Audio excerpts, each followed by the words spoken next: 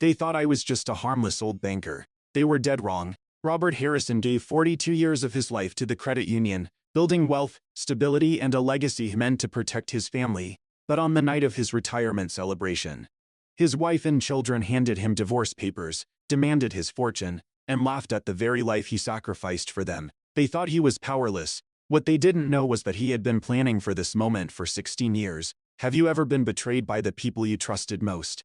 Share your thoughts. Sometimes patience and planning are the strongest forms of justice. My name is Robert Harrison. I'm 66 years old, and this is the story of how my own family tried to destroy me, and how I made sure they lost everything instead. The night everything changed, the banquet hall at Riverside Community Center was packed with people I'd worked with for over 4 decades, 42 years at Pacific Northwest Credit Union, and here I was, finally hanging up my suit jacket for good. The division manager was at the microphone, going on about my steady leadership through 5 economic downturns, and my vision for bringing the credit union into the digital age. I smiled and nodded, but my attention kept drifting to the family table near the front. My wife Sandra sat there looking perfect as always. Her gray hair styled like she was going to some fancy charity event. She kept checking her phone and making little eye contact signals with our kids. My daughter Michelle, 39 years old and sharp as a knife, had her phone positioned just right on the table. My son Tyler, 36 and usually slouching around like he owned the world, was sitting up straight for once, looking excited about something. Something felt off or real off. When the speeches ended and people started mingling, I walked over to the family table. Sandra greeted me with this bright smile that didn't reach her eyes. "Congratulations, honey," she said, putting her hand on my arm. "We're so proud of you." Her voice sounded rehearsed. "Yeah, congrats, Dad," Tyler added. But there was something in his tone I couldn't place. Nervousness, excitement, hard to tell. "We have a special surprise for you," Sandra said, her smile getting wider. Michelle leaned forward slightly, and I caught her pressing record on her phone. Sandra reached into her purse and pulled out a thick manila envelope. She slid it across the table toward me like she was dealing cards. "A little retirement gift," she said. I stared at that envelope, and my gut told me this wasn't any gift. "What's this?" I asked, keeping my voice calm. "Open it," Michelle said, angling her phone to get a better shot. I opened the envelope carefully. Inside were legal documents, divorce papers, asset transfer forms, pension distribution papers. Everything needed my signature. Tyler leaned back in his chair, crossing his arms with this smug look on his face. "We thought we'd make this easy for you," he said. "Just sign, and you can start your new life without any baggage. Your pension belongs to us," Sandra added, her voice all fake sympathy. "You'll get nothing." Michelle's smirk got bigger as she leaned forward. "Congratulations on 42 years of wasting your life, old man," she said, each word hitting like a slap. I sat there staring at those papers for a long moment. 42 years of getting up at 5:30 every morning. 42 years of missing family events because I was working overtime to provide for these people. And this was their thank you. Slowly, I reached into my jacket and pulled out my cross pen, the same pen Sandra had given me for our 20th anniversary. I uncapped it, the click echoing in the sudden quiet around our table. Without saying a word, I signed every single document. Michelle's phone caught every signature. Sandra watched with this triumphant look. Tyler was already counting his inheritance in his head. When I finished, I put the pen back in my pocket and looked up at my family. "Understood," I said simply. I stood up, straightened my jacket, and walked away. "I'll clear out my stuff and be gone by tomorrow." I called back. "That would be best," Sandra said quickly, already pulling up vacation websites on her phone. To them, I looked like a defeated old man who'd just rolled over and given up without a fight. They had no idea what was coming, because you see, I'd been planning for this exact moment for 16 years. It was a Tuesday night, and I was alone in my home office going through quarterly reports. Sandra was supposed to be at some women's charity meeting, and I was catching up on credit union business when a notification popped up on my computer screen. It was from our family phone backup system that I'd set up to sync photos and contacts. I rarely looked at it, but something made me click on it that night. What I found changed everything. Text messages, dozens of them, between Sandra and Carl Brennan, my longtime financial advisor and one of the few people I'd considered a real friend. At first, it was just flirty stuff, then it got explicit. Then I found the messages that made my blood run cold. Carl had written, "Once his retirement papers are signed, we'll have everything set up. He won't know what hit him." Sandra's reply, "Robert's predictable. He'll sign anything if you present it right." A few tears, some guilt, and he'll roll over. "We'll get his pension and the investment accounts. Just be patient." I sat there staring at my computer screen, my hands shaking. My first thought was to march into the bedroom and confront Sandra right then and there. demand answers, throw Carl out of our lives forever. But something stopped me. Maybe it was all those years of disciplined thinking.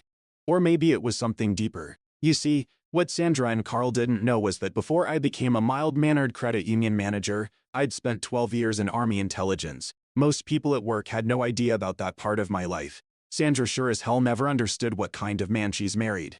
In intelligence work, you learn to observe, you learn to wait, you learn to plan 5 moves ahead while your enemy is still figuring out move 1. You learn that rushing in gets people killed, while patience and strategy win wars. That night, sitting in my office, I made a decision.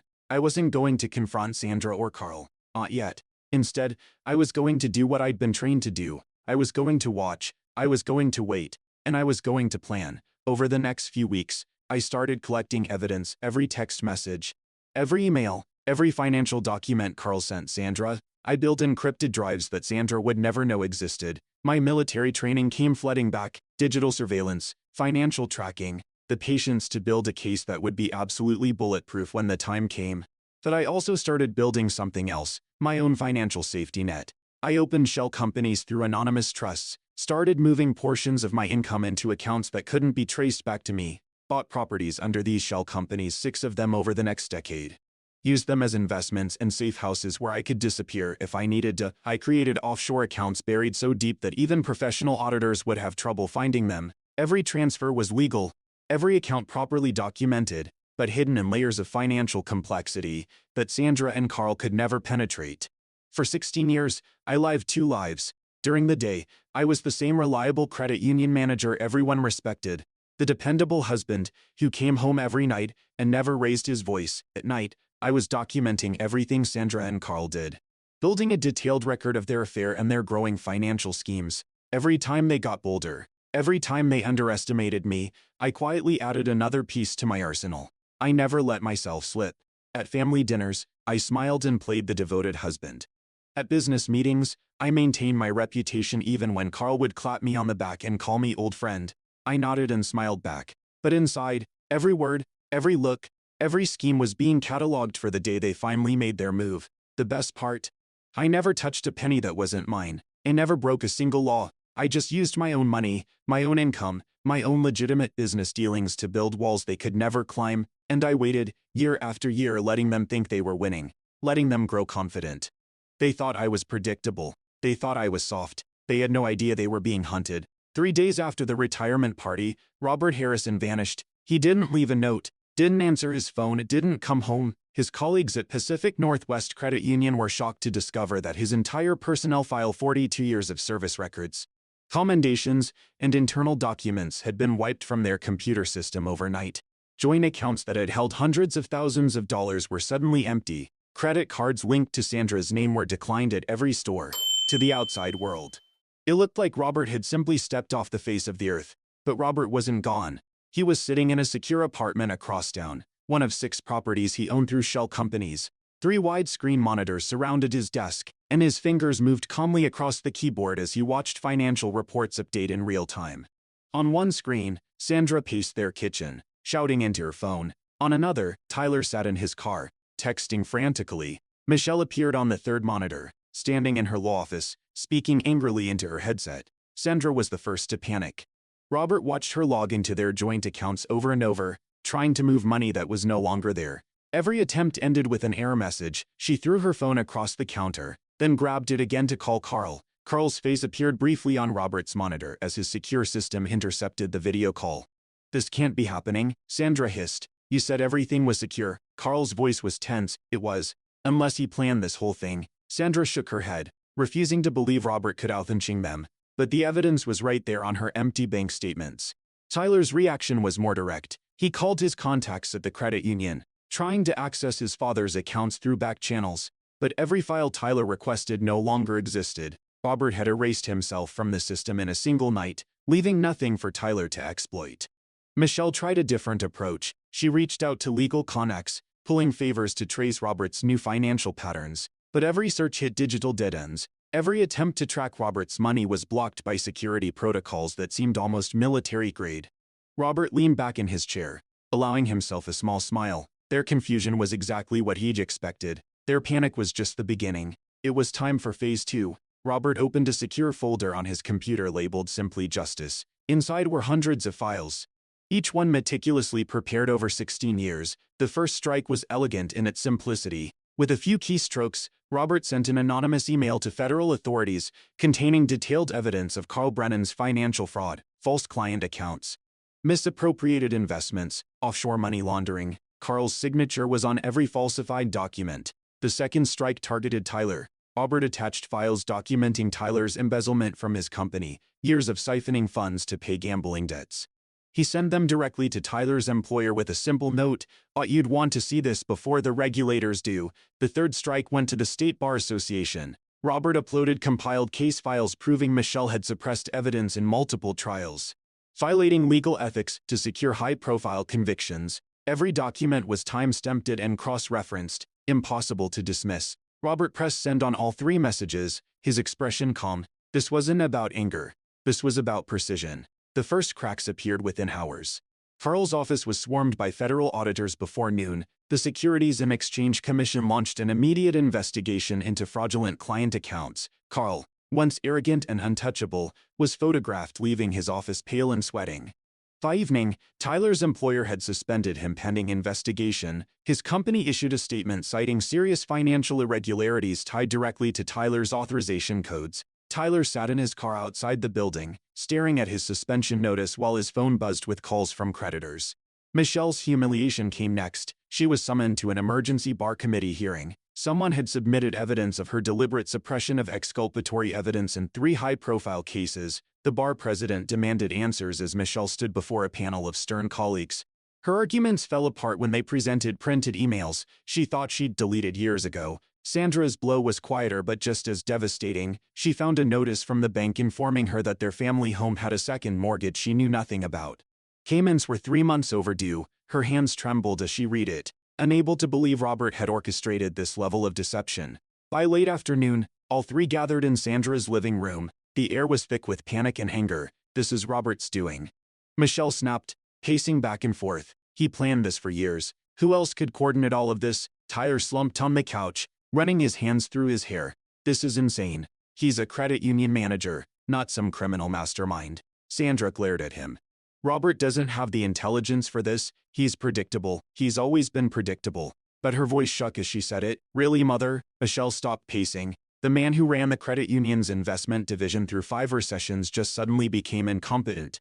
"He's been playing us all along." Before Sandra could respond, the doorbell rang. A courier stood on the porch with a white envelope. Sandra opened it with trembling fingers. Inside was a handwritten note in Robert's careful script. "Chess has always been about thinking ahead. You've been playing checkers your whole lives. The game has just begun." A photograph slipped out onto the coffee table. Sandra froze when she saw it. It was her and Carl in an intimate embrace, dated 16 years earlier, the night of her and Robert's 20th anniversary. Michelle picked up the photo, her face tight with disgust. Tyler whistled low. Sandra said nothing. The reality was settling over all of them like a heavy blanket. Robert had been watching for a very long time, and this was only the beginning. Sandra sat stiffly in a leather chair across from Michael Harrison, Robert's younger brother. His office overlooked the Portland shipyards, and at 58, Michael still carried himself like the military commander he'd once been. "Please, Michael," Sandra said, her voice cracking. "I know you and Robert haven't spoken in years, but you have to help me find him. Our accounts are frozen, our reputations are being destroyed, and he's vanished completely." Michael leaned back, his arms crossed. His laugh was cold. "Don't pretend you're worried about him, Sandra. You're worried about yourself." Sandra flinched. "You don't understand. He's not capable of this. Robert's always been predictable." "That's where you're wrong," Michael interrupted. "Do you know why we stopped talking? 16 years ago, Robert came to me for advice. He'd discovered your affair with Carl Brennan." Sandra's face went white. "I told him to divorce you immediately," Michael continued. "Walk away and never look back. But he didn't. You know what he said? He told me he loved you too much to let go. He thought you'd eventually choose him." Michael stood up, signaling the conversation was over. "You never knew who you were married to, Sandra. My brother isn't just patient and calculating. In the military, we called him the strategist. He could plan 5 years ahead while the rest of us were figuring out the next 5 minutes." Sandra sat frozen as Michael walked to the door. "You never stood a chance," he said flatly, "and now you're learning the hard way." Carl Brennan sat nervously in his luxury condo, pouring himself another whiskey. His hands shook as he stared at the stack of letters from regulators piling up on his counter.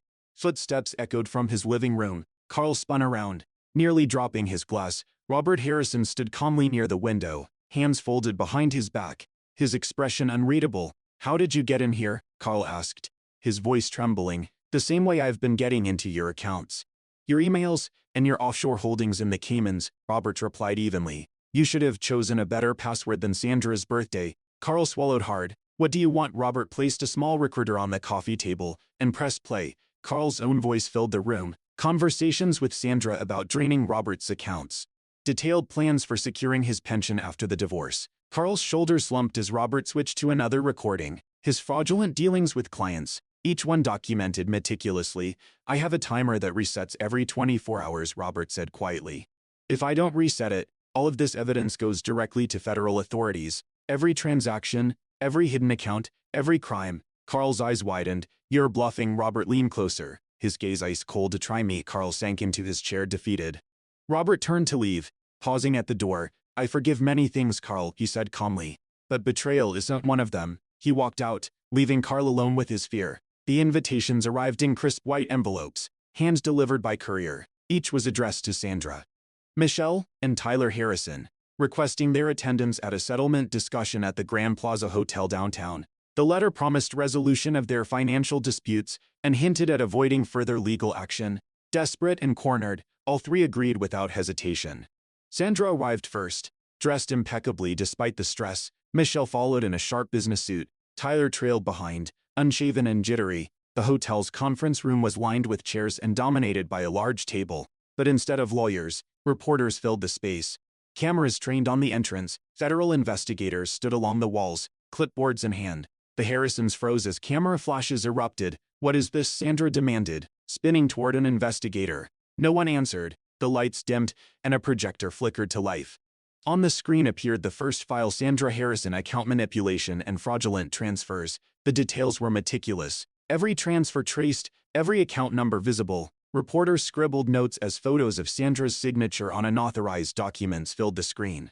"Turn that off," Sandra snapped, but her voice was drowned out by the next slide. Tyler Harrison, corporate embezzlement and misappropriation of funds. Images of Tyler's bank statements appeared alongside charts showing exact amounts stolen from his employer. His face drained of color. Michelle Harrison, legal ethics violations and suppression of evidence. The projector showed court memos, case transcripts, and emails, proving she's deliberately withheld evidence to secure convictions. Sandra tried to leave, but hotel security blocked the exits. "You can't hold us here," Michelle said sharply. But the presentation continued. The screen went black before Robert's face appeared in a pre-recorded video. He wore the same suit from his retirement party, the cross pen visible in his breast pocket. "At my retirement dinner," Robert's voice began, "my wife and children handed me divorce papers. 'Your pension is ours,' they said. 'You get nothing.' My daughter congratulated me on 42 years of wasting my life." The room was silent except for Robert's calm voice. What they didn't know was that I'd been preparing for that moment for 16 years. Every signature that night was the last thing I ever planned to give them. While they schemed, I documented. While they plotted, I built walls they could never climb. The video ended with a single phrase on screen: "The game is over." Camera flashes erupted as reporters shouted questions. Investigators stepped forward with warrants. For the first time, the Harrisons realized there was no escape. Robert never appeared in person. He didn't need to. His justice had already been delivered. The fallout was swift and merciless. Sandra Harrison, once admired in Portland's social circles, was formally indicted on multiple counts of financial fraud. Her friends abandoned her overnight. By the time she posted bail, the life she'd worked to maintain was already gone. Tyler faced his own justice. After weeks of trying to negotiate, he accepted a plea deal: 5 years in state prison. Reduced only because he agreed to cooperate with investigators. The cocky man who'd mocked his father was now gaunt and defeated during sentencing. Michelle Harrison was permanently disbarred. The state bar's decision was unanimous after reviewing Robert's detailed files. Within weeks, law firms cut ties, and colleagues avoided her. She ended up working as a hostess at a chain restaurant, avoiding eye contact with anyone who might recognize her. Carl Brennan's fall was the most dramatic. Federal agents raided his office after the SEC uncovered years of fraud. Desperate to save himself, Carl turned state's evidence, implicating Sandra in several illegal schemes. Once trusted by Portland's elite, Carl was now branded a traitor before his trial even began. 8 months later, Robert Harrison sat under a palm tree on a quiet beach in Costa Rica. The sun shimmered over blue waters as waves rolled gently onto the shore. He wore a simple linen shirt and sipped from a cold glass, his tablet resting on a small wooden table. His phone buzzed. Michael's name appeared on the secure line. They're facing sentencing next week. Michael said, "Are you coming back for it?" Robert watched the waves for a long moment. "No, I've given them enough of my life already. Any regrets?" Robert considered the question carefully, "Only that I waited so long to see them for who they really were." When the call ended, Robert opened his laptop one final time. A program was still running, monitoring his former family's digital activity. His finger hovered over the delete key before he pressed it. The screen went blank. For the first time in years, Robert felt truly free. Some betrayals try to take everything from you, but sometimes they leave you with exactly what you need: the truth about who people really are, and the strength to walk away from them forever. The waves kept rolling, the sun kept shining, and Robert Harrison was finally at peace. Thanks for watching. Hit subscribe to check out more stories on my channel.